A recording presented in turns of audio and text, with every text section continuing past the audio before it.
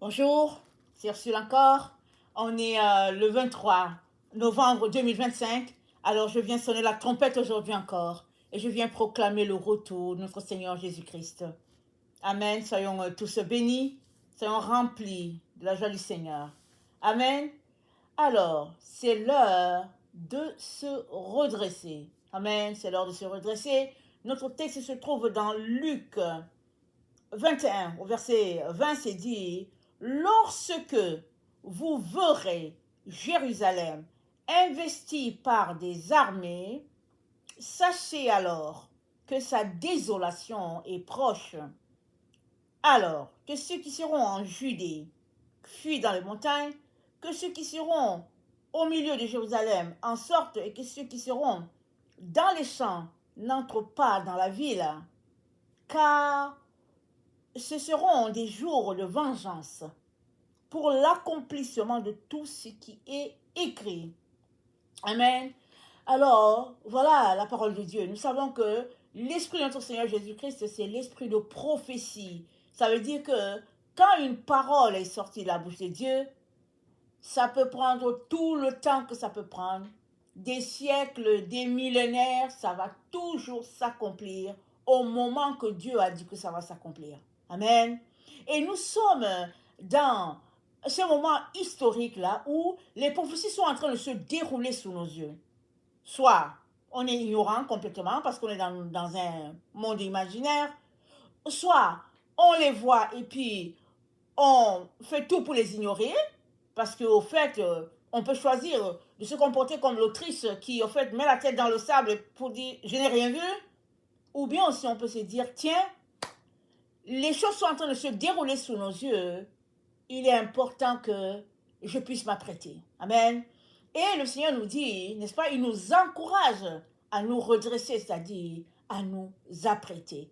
Parce qu'il n'y a que Dieu qui peut, n'est-ce pas, dans sa grandeur, son omniscience, décider que tel va rentrer à la maison, tel va rester, tel va faire ceci. Il n'y a que Dieu. Dieu est le maître souverain en toutes choses. Et il est bon de se référer à lui en toutes choses. Et se référer à Dieu, ce n'est pas juste le fait de dire « Oh Seigneur, sauve-moi, Seigneur, sauve-moi, il y a un danger qui arrive. » Non, non, non. Se référer à Dieu, c'est tout abandonner entre ses mains. Et puis il dit, Seigneur, me voici, je suis entre tes mains, et puis je dépends de toi en toutes circonstances, et ce que tu as me dit de faire, je ferai, et puis Seigneur, sois mon avant-garde, mon arrière-garde, sois tout pour moi. Et si c'est ce choix-là qu'on fait, n'est-ce pas, il est important de commencer d'abord par donner sa vie à Jésus, parce que tu ne peux pas dire que tu appartiens au Seigneur si toi-même tu n'as pas ouvert la bouche pour dire, Seigneur, je te donne ma vie. Amen. On commence par là. Si tu as donné ta vie au Seigneur, alléluia, amen, c'est bien. Et puis continue d'entretenir ta relation avec le Seigneur.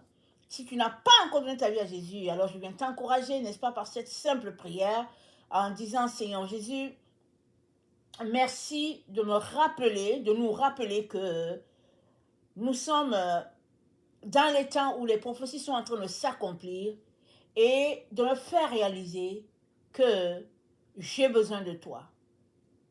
Et je viens te demander pardon parce que je vis ma vie sans me soucier de quoi que ce soit. Et Seigneur, j'ai décidé de te la remettre. Sois-en le maître. Merci de me conduire et de me pardonner toutes mes erreurs et de m'aider à grandir en toi afin de faire de toi mon Dieu et mon maître. Amen et amen. Si tu as fait cette prière, tu, n'est-ce pas, t'es engagé à faire de Dieu ton maître, ton Seigneur. Et lui, il ne va jamais t'abandonner. C'est toi qui vas l'abandonner si tu veux. Mais lui, il ne va pas t'abandonner. Il va t'aider à entrer en possession de tout ce qu'il a préparé pour toi. Il va t'aider à accomplir ta destinée, n'est-ce pas? Il va marcher devant toi. Parce que c'est notre Père, c'est lui qui nous a créés. Alors, il t'aime d'un amour éternel. Et il ne veut que ton bien. Amen. Alors, c'est dit que ce sont des jours de vengeance pour l'accomplissement de ce qui est écrit. Alors, qu'est-ce qui a été écrit? Alors, vous savez, la Bible, elle est vaste, hein. Il y a plusieurs livres. Il y a certaines Bibles qui ont 66 livres, il y a d'autres qui ont 100 et quelques. Il y a différentes versions de la Bible, et puis il y a des versions qui ont sauté, des livres qui ont sauté dans certaines Bibles, etc. Toujours est-il que la parole de Dieu remonte à plusieurs générations. Et Dieu a fait des promesses à son peuple. Et nous trouvons une dans Apocalypse 17 par rapport à ce qui a été écrit. Au verset 1, de verset 1 au verset 3, nous lisons ceci. Et l'un des 7 anges qui tenait les 7 coupes s'avança et me parla en ces termes. Viens, je te montrerai le jugement de la grande prostituée qui réside au bord des océans. Avec elle, les rois de la terre se sont prostitués, et les habitants de la terre se sont enivrés du vin de sa prostitution. Alors il me transporta en esprit au désert, et je vis une femme assise sur une bête écarlate, couverte de noms de blasphème, couverte de noms blasphématoires, et qui avait 7 têtes et 10 cornes. On va s'arrêter là. Alors, sans entrer dans les détails, parce qu'on ne sait pas tout ce que ça veut dire, mais cette femme, n'est-ce pas, dans le désert, c'est l'église de Jésus-Christ. Amen. L'église de Jésus-Christ, on l'a déjà vu, elle est dans le désert. Et qu'est-ce que le Seigneur nous dit en pointant son église dans le désert?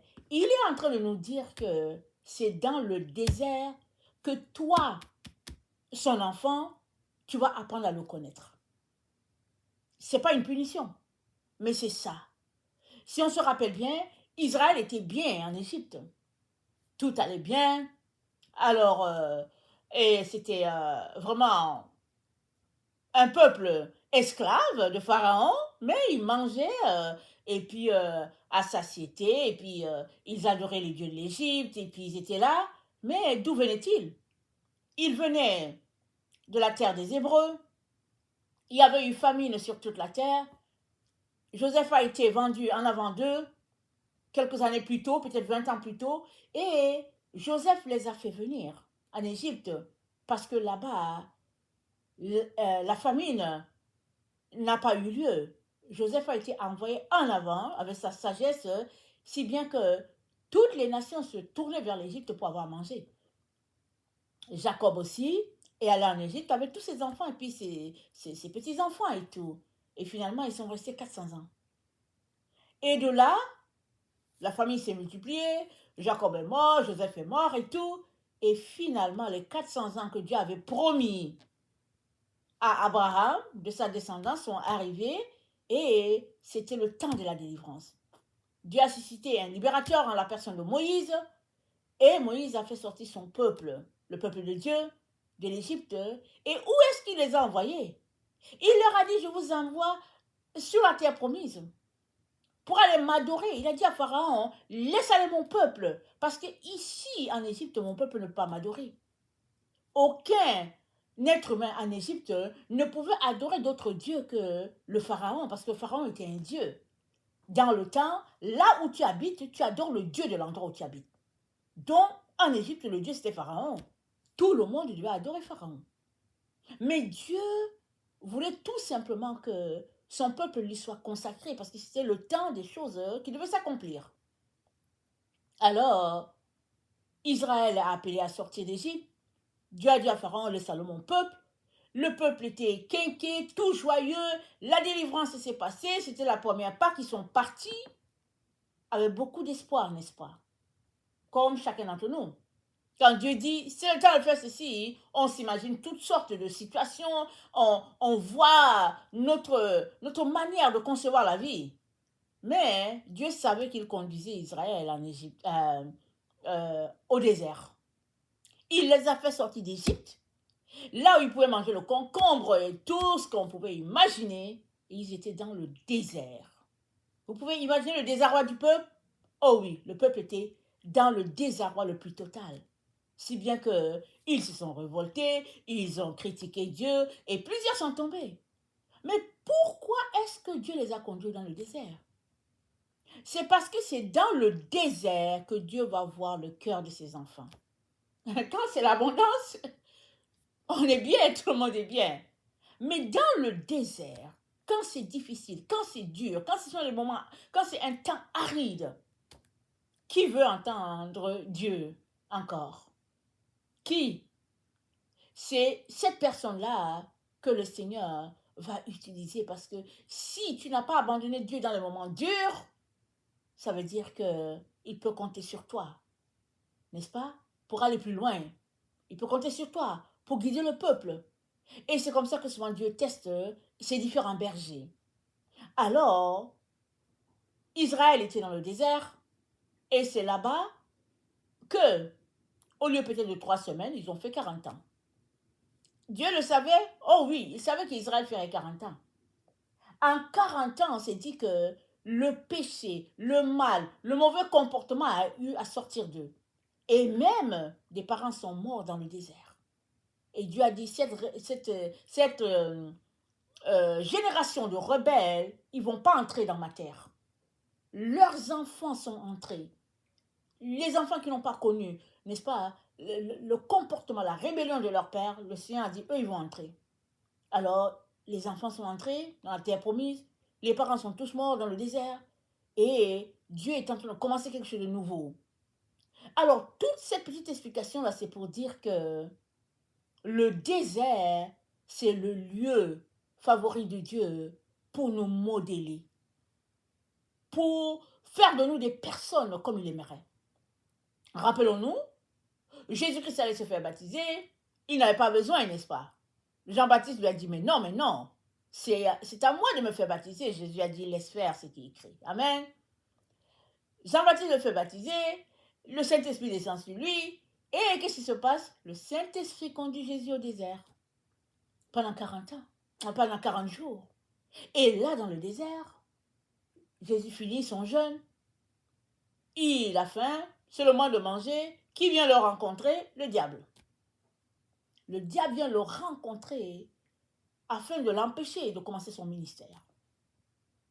Alors, le désert, c'est un endroit prisé de notre Dieu pour faire sortir de nous toutes ces choses-là qui doivent sortir. Voilà pourquoi la femme d'Apocalypse 17, qui représente l'église de Jésus, elle est au désert. Mais elle est appelée prostituée. Pourquoi elle est appelée prostituée? Parce que l'église de Jésus-Christ est prostituée. Alors, si vous le voyez bien, on est des milliers de dénominations. Chacune avait ses habitudes, avait sa manière de faire. Et puis, l'église de Jésus-Christ, pendant les générations, des siècles et tout, elle a eu à se transformer par rapport à l'église d'origine. L'église d'origine, à la première Pentecôte, c'est là que l'église est née.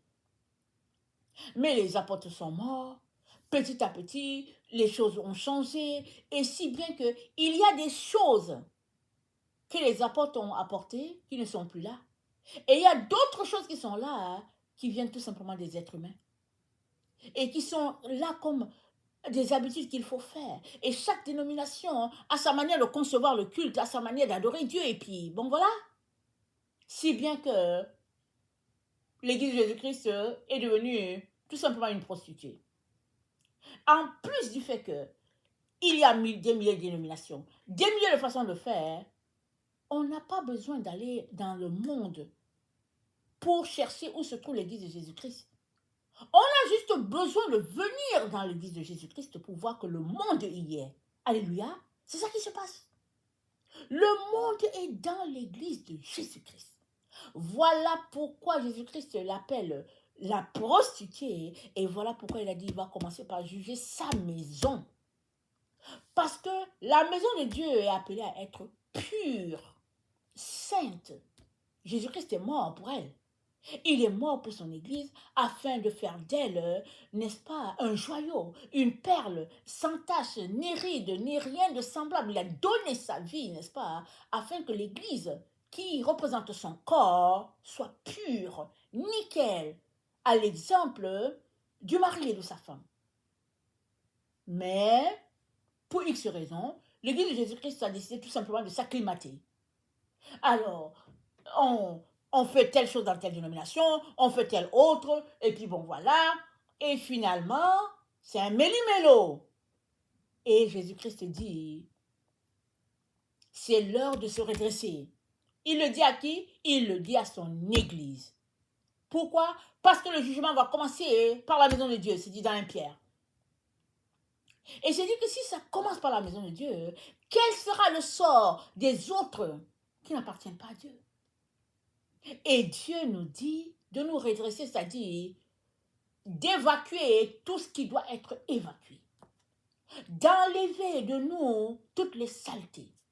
Parce que Jésus-Christ nous a fiancés, n'est-ce pas, à lui-même.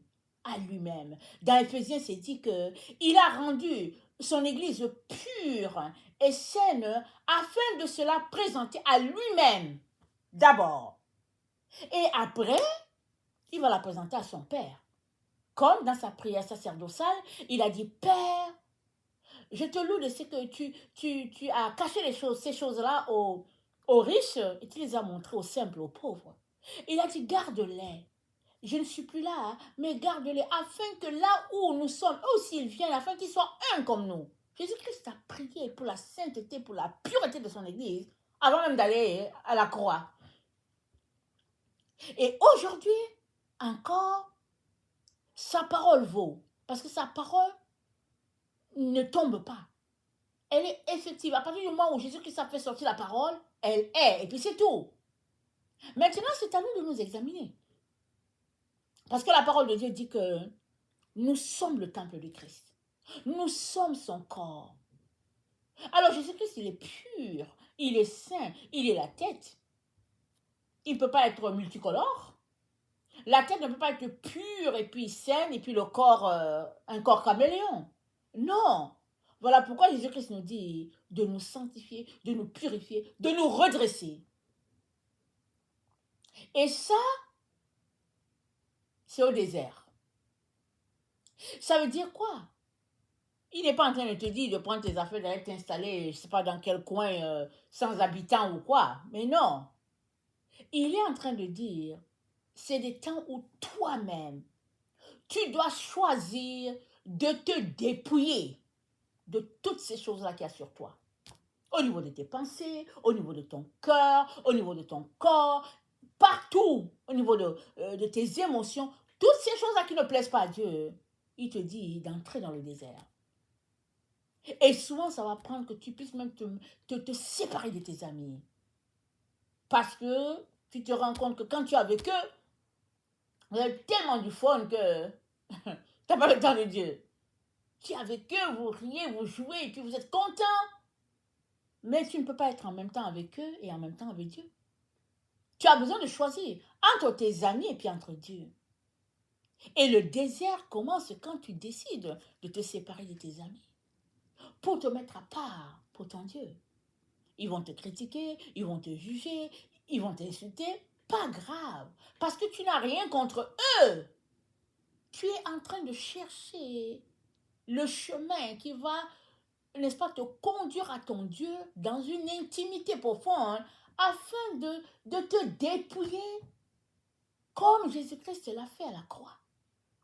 Parce que s'il a dépouillé autorité, domination et qu'il a livré en spectacle tout ce qui se passait d'ignoble, n'est-ce pas, envers l'être humain, si Jésus-Christ a gagné ce combat-là, c'est pas pour que nous puissions encore continuer à marcher dans ces choses-là qui n'honorent pas Dieu.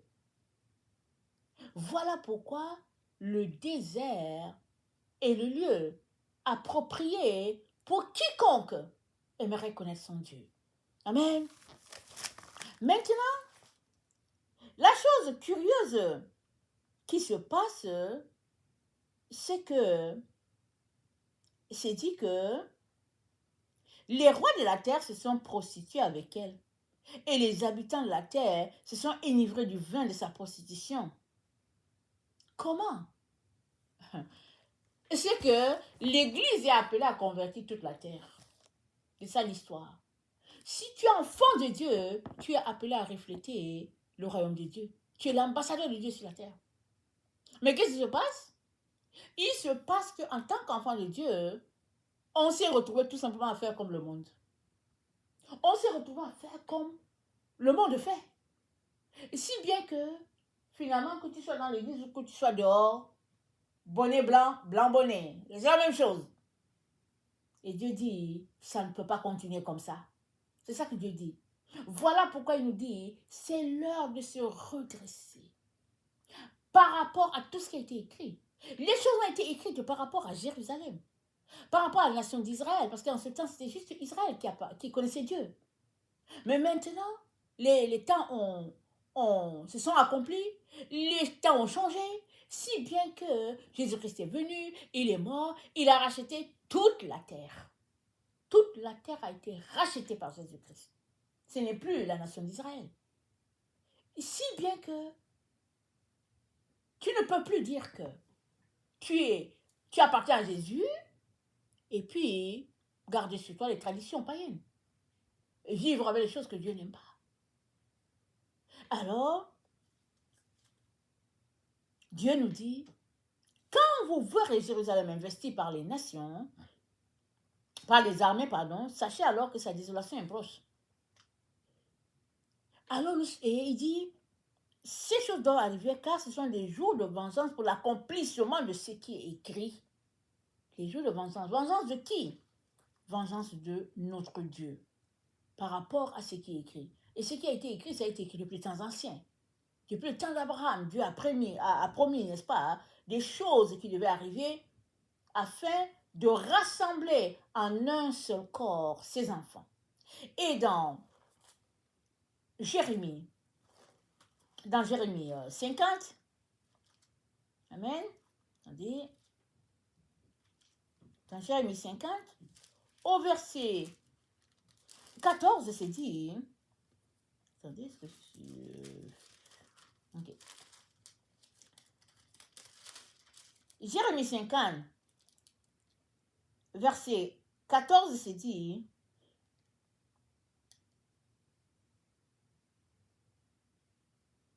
rangez-vous en bataille autour de Babylone, vous tous archers, tirez contre elle, n'épargnez pas les flèches, car elle a péché contre l'Éternel.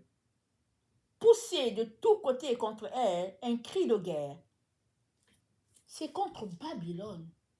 Mais qu'est-ce que Babylone a à voir avec l'église de Jésus? Amen. Babylone symbolise le monde. Et Dieu dit,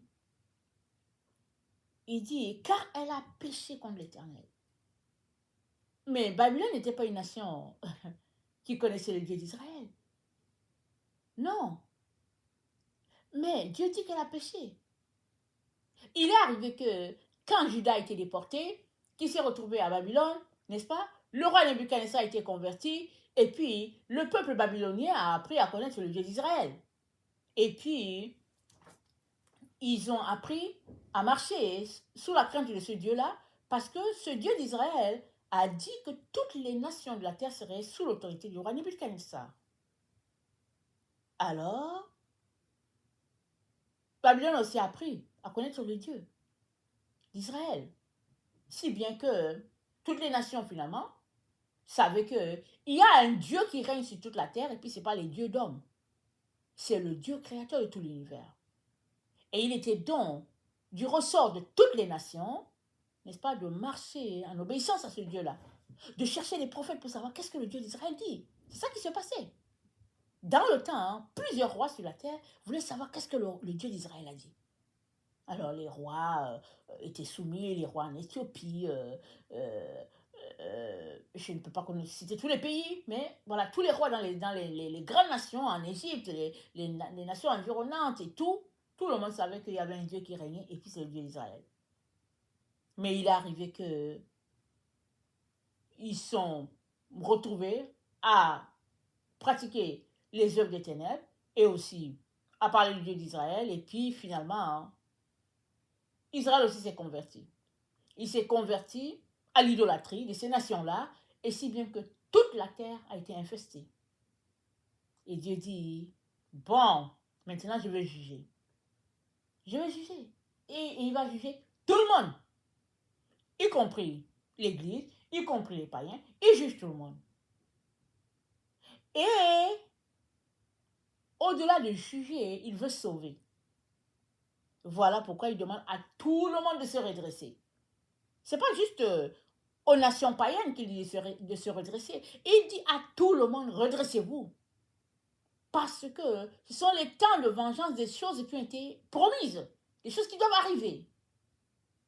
Alors, quand Dieu a déjà, de sa bouche, dit que ceci va arriver, ça va arriver. C'est seulement qu'on ne sait pas c'est quand. Et ça, c'est pas plus grave. Si tu es toujours avec Dieu, dans une communion avec Dieu, que Jérusalem soit investie, que Jérusalem ne soit pas investie, à tel moment ou pas, c'est pas grave. Tu es avec Dieu. Dieu est avec toi. Donc tu seras toujours, n'est-ce pas, au bon moment, au bon endroit, avec la bonne personne. C'est ça que Dieu veut pour chacun d'entre nous. Et il nous dit, n'est-ce pas, de redresser la tête et de marcher dans ce que Dieu a pour nous. Et c'est dit, Jérémie 50, le verset 20. En ces jours, en ce temps-là, dit l'Éternel, on cherchera l'iniquité d'Israël et elle n'existera plus. Le péché de Juda, il ne se retrouvera plus, car je pardonnerai au reste que j'aurai laissé. Dieu pardonnera. Et nous savons que quand Jérémie parlait, Jésus n'était pas encore venu. Jésus est venu, il a pardonné le péché de l'humanité. Et il vient un temps sur la terre, tel que prophétisé dans Hébreu, où notre Seigneur revient établir son règne sur la terre. Et dans Hébreu 9, au verset 14, c'est dit, Hébreu 9, verset 27. Hébreu 9, verset 27, c'est dit, et comme il est réservé aux hommes de mourir une seule fois, après quoi vient le jugement, de même Christ, qui s'est offert une seule fois pour porter les péchés de plusieurs, apparaîtra sans péché une seconde fois à ceux qui l'attendent pour leur salut. Il apparaîtra sans péché une seconde fois. Est-ce que ça veut dire que, quand on va le voir, est-ce que ça veut dire que l'humanité aura arrêté le péché? Ça veut tout simplement dire que quand on le reverra, c'est pas le péché qui va dominer sur l'homme, le séparant de Dieu. Ce qui va dominer sur l'homme, ça sera la présence de Dieu. Le désir de l'être humain de servir ce Dieu-là et puis d'être uni à ce Dieu. C'est tout ce qui va animer l'être humain. Parce qu'il aura reconnu que Jésus-Christ, c'est lui le Sauveur. Et toutes les nations voudront le servir, voudront l'avoir comme Seigneur et Maître. Voilà pourquoi c'est dit que il faudrait laisser de côté les voies du monde et marcher dans ce que Dieu a pour nous. Amen.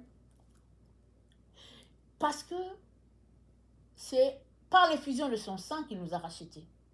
Dans Hébreu 9, le verset 14, c'est dit, combien plus le sang de Christ, qui par un esprit éternel s'est offert lui-même sans tache à Dieu, purifiera-t-il votre conscience des œuvres mortes afin que vous serviez le Dieu vivant? Voilà. Le sang de Jésus, n'est-ce pas, nous purifie. Mais il vient ce temps sur la terre où les êtres humains eux-mêmes ne voudront plus pécher. Eux-mêmes, le désir de pécher va sortir d'eux. Pourquoi? Parce que leur amour pour le Seigneur Jésus sera grand. Ils vont le reconnaître comme le Maître, comme leur Sauveur, leur tout. Et Dieu nous dit de travailler à notre salut pour que cela s'accomplisse en nous. D'ici là que nos yeux voient Jésus. C'est ça qu'il veut pour nous. Voilà pourquoi il dit, c'est l'heure de se redresser. Vous savez, notre monde est plein de distractions. On peut passer la journée en train de faire... c'est-à-dire qu'on peut passer la journée aux choses du monde et ne même pas se soucier de Dieu. Parce que notre monde regorge d'activités. Mais ce que Dieu nous demande, il nous demande de nous redresser. C'est-à-dire d'être dans une situation où ce qui nous préoccupe, c'est de purifier notre conscience des œuvres mortes. Et ça va se faire seulement par le Saint-Esprit. Par notre abandon total à Dieu. Par notre amour inconditionnel pour lui. Lui nous a aimés. Il nous a aimés, il n'a pas retenu. Il est aussi important qu'on puisse l'aimer sans retenir. Amen. Et dans 1 Pierre 1, le verset 2, c'est dit, je vais lire Pierre, apôtre de Jésus-Christ, à ceux qui sont étrangers et dispersés dans le Pont, la Galatie, la Cappadoce, l'Asie et la Bithynie, et qui sont élus selon la prescience de Dieu le Père, par la sanctification de l'Esprit, afin qu'ils deviennent obéissants et qu'ils participent à l'aspersion du sang de Jésus-Christ. Il dit quoi? Afin qu'ils deviennent obéissants. Si tu n'es pas obéissant aujourd'hui, c'est pas pour ça que Dieu va te rejeter. Dieu espère en toi pour que tu deviennes obéissant. C'est-à-dire l'obéissance, ça s'apprend. On l'apprend à nos enfants. Quand un enfant fait une erreur, on lui dit, c'est pas ça, et puis on attend, on est patient, et puis si l'enfant fait la même erreur, on fait tout, et après, finalement, quand on se rend compte que non, en fait, il fait exprès, on lui donne une punition plus grave, parce qu'on veut que cette erreur-là sorte de lui, parce qu'il doit apprendre l'obéissance, et puis c'est des habitudes qu'il va garder toute sa vie. Dieu est comme ça envers nous. Il dit, afin qu'ils apprennent l'obéissance, afin que son Église apprenne l'obéissance. Alors, il envoie son Église au désert. Dans les temps où nous sommes, l'Église de Jésus-Christ est dans le désert. Ceux-là qui lui obéissent, bien sûr. Si tu ne veux pas lui obéir, tu ne vas pas te retrouver au désert. Tu vas te retrouver au cœur même de Babylone. Tu vas jubiler dans Babylone. Et tu vas confesser ce que plusieurs enfants de Dieu confessent. Nous sommes sauvés par grâce. Alléluia, amen. Tu vas continuer de vivre une vie qui ne plaît pas au Seigneur. Et le Seigneur dit, non, j'ai purifié mon Église. Je l'ai rendue sans tache. Je l'ai rendue sans ride. Je l'ai rendue glorieuse. Et il nous appelle, n'est-ce pas, à marcher dans cette purification-là. Et si nous tombons, ne demeurons pas par terre. Relevons-nous parce qu'il s'attend à ce que nous apprenions l'obéissance. Amen. Alors, voilà cet apprentissage dans lequel le Seigneur nous appelle. Et nous sommes dans le temps où son Église est dans le désert. Peu importe l'endroit de la terre, que ce soit en Asie, en Europe, en Afrique, l'Église de Jésus-Christ est dans le désert. Et nous sommes dans les temps où nous entendons que l'Église vit beaucoup de persécutions. Mais ce n'est pas la première fois que l'Église vit la persécution. La persécution, elle est là. Mais ne gardons pas les yeux, ne fixons pas notre attention sur la persécution. Fixons notre attention sur l'amour du Seigneur Jésus. Et sur sa grâce infinie, qui a fait de nous des héritiers avec Christ, si bien que dans cette communion, n'est-ce pas, que nous avons avec le Seigneur, nous allons apprendre à connaître Dieu notre Père et à marcher dans ce que Dieu a pour nous depuis qu'il nous a créés. Amen. C'est ça que le Seigneur, n'est-ce pas, a pour chacun d'entre nous. C'est à ça qu'il nous encourage, qu'il nous exhorte, et je viens nous encourager, n'est-ce pas, à aller dans ce que Dieu a pour nous, parce que dans 1 Pierre 1, le verset 9, c'est dit, parce que vous obtiendrez le salut de vos âmes pour prix de votre foi. Alléluia. Vous obtiendrez le salut de vos âmes pour prix de votre foi. c'est par la foi, uniquement par la foi, que tout cela sera possible.